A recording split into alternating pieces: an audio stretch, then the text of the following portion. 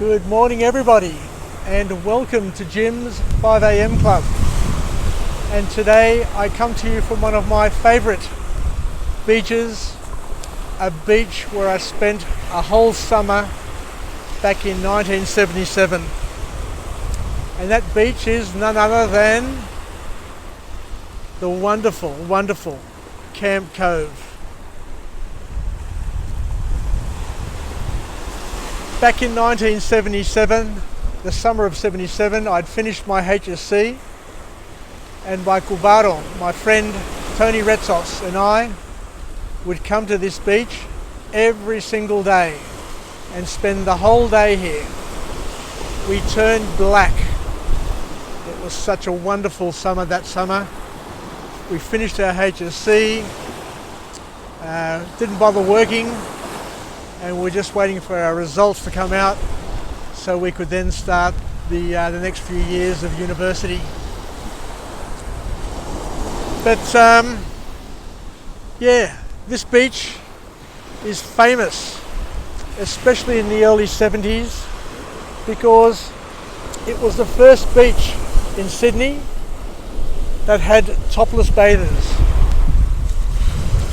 This is the beach where women removed their tops and displayed their fried eggs for the first time in public. So you can imagine, as 17-year-olds, Tony and I would be coming down here every day and copping an absolute eyeful. How funny. But I sit and think, what's happened? What's happened over the years? It was quite fashionable for a number of years for women to be topless and to come to the beach and bare all. Whereas these days it's quite rare.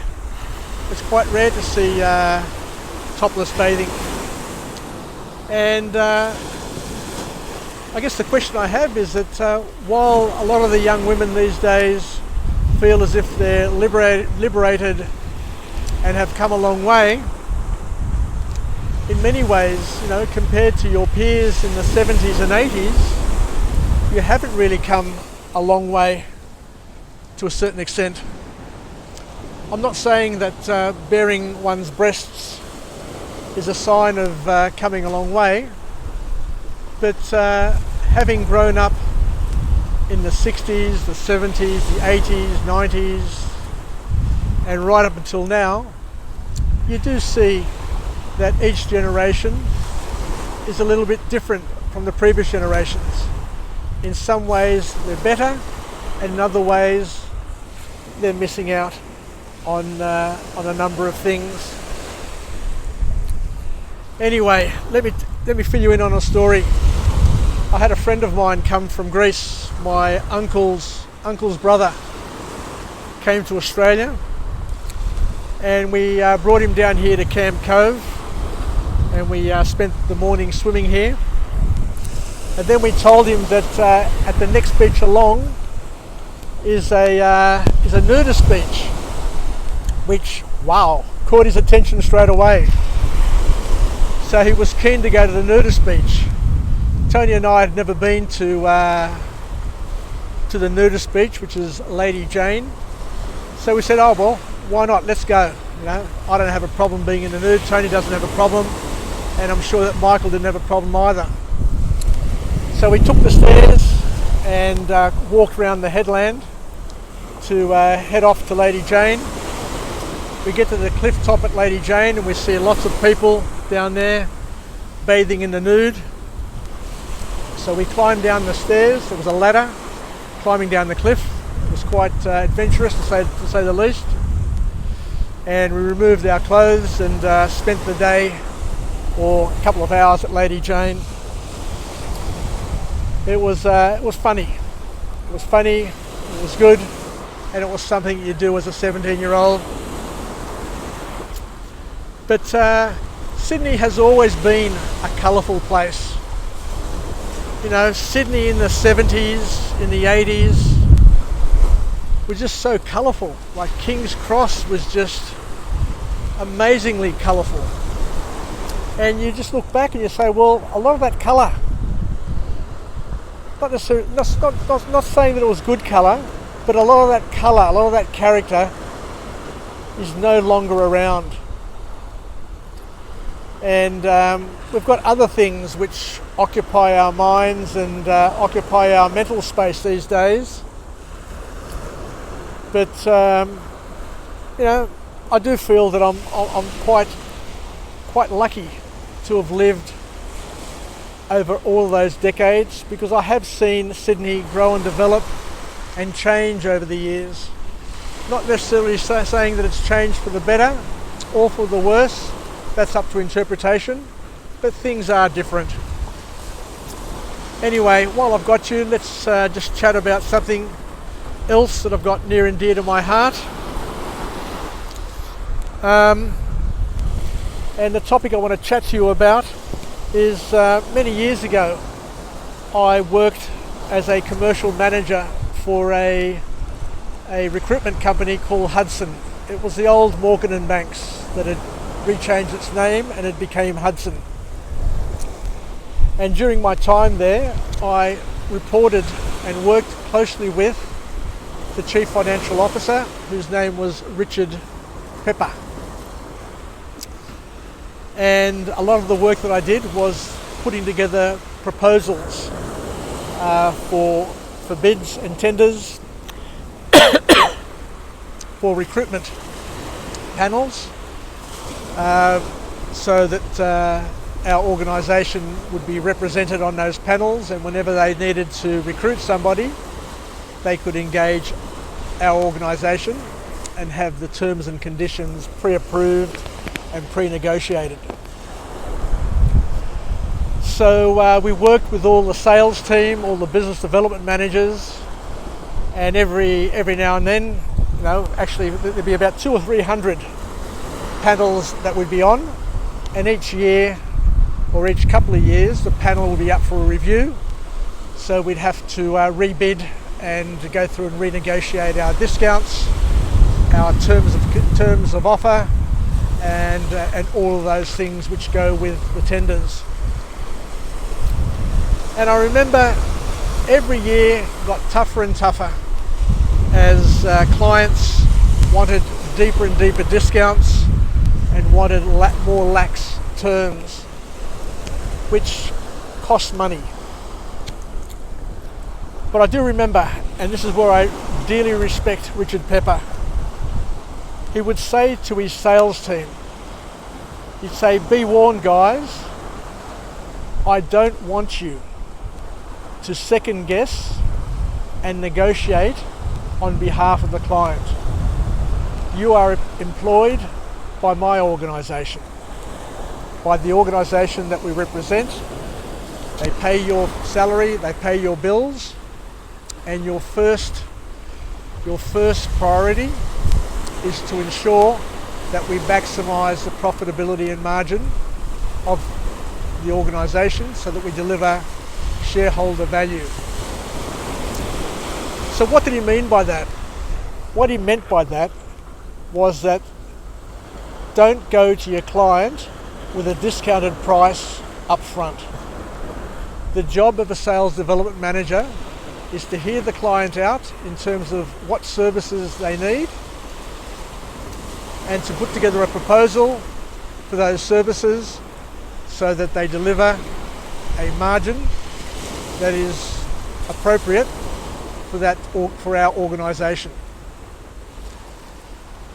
There were sales execs, there were business development managers that were so toey, so nervous of their clients, so nervous of losing the business, that they'd go out there and proactively offer discounts without even being asked for discounts.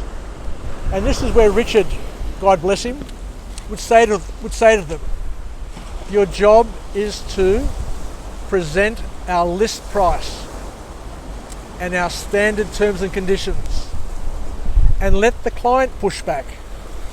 Let the client push back, because when they push back, then you can go back to them and ask them what are they going to offer in terms of volume, in terms of additional business, in terms of loyalty, to justify the additional discount.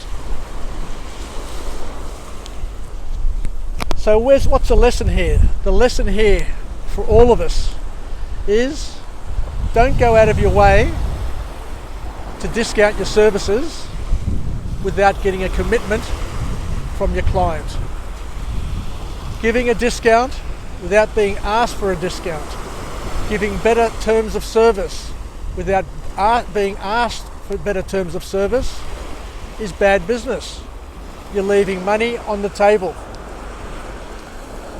Just remember, the service that you have priced, the service that you've taken to your client is a premium service, and it has costs and risks applied to it or tied to it.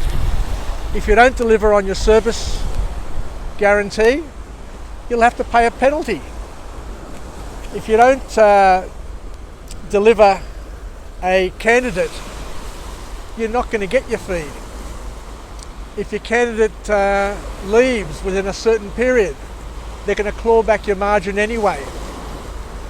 So you need to build in as much margin as you can from all your clients and deliver a first-rate service. Because by discounting your service up early in your discussions, your client loses respect for you and wonders how much more margin have you got buried in your price, and they feel they're getting ripped off. So the lesson is to everybody, when you're pricing something, price it up front and don't discount it unless you are pressed to discount. People will always ask for a discount, but not everybody is justified in receiving a discount. If they're not giving you more volume, if they're not giving you more loyalty, if they're not giving you a reason, a good business reason to justify the discount, then why would you offer it in the first place? Just to have a client on a panel, just to be a member of the panel, means nothing. There's no money. There's no money in just being on the panel. You got to deliver the service. You got to get the volume. So let's finish up now, and to everybody,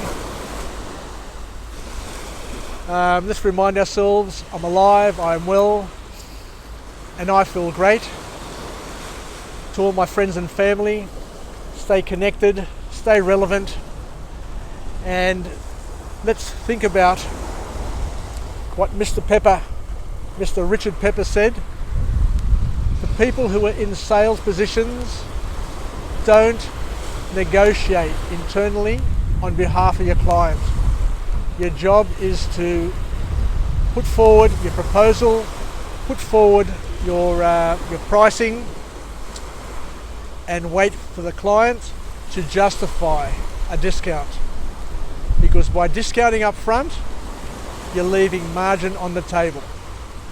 Anyway, thanks for your attention, and I look forward to chatting you again tomorrow at 5 a.m. And once again, check this place out. This was the best ever summer as a young man down here at Camp Cove with my friend Tony. Every single day we'd be down here, we'd be swimming and just enjoying Sydney Harbour at its absolute greatest. Where have all the years gone, Tony? We were 17 years old and now we're 60. 53 years have passed, mate. 43 years have passed. Where has the time gone? Anyway, we'll have to organise to come down here again this summer or next summer and bring down our grandchildren and any other friends and family that want to come down here and relive it. And we'll be the ones who'll be topless now that we've got our our grey hairs on our chest. Anyway, take care and we'll chat again. Yassas.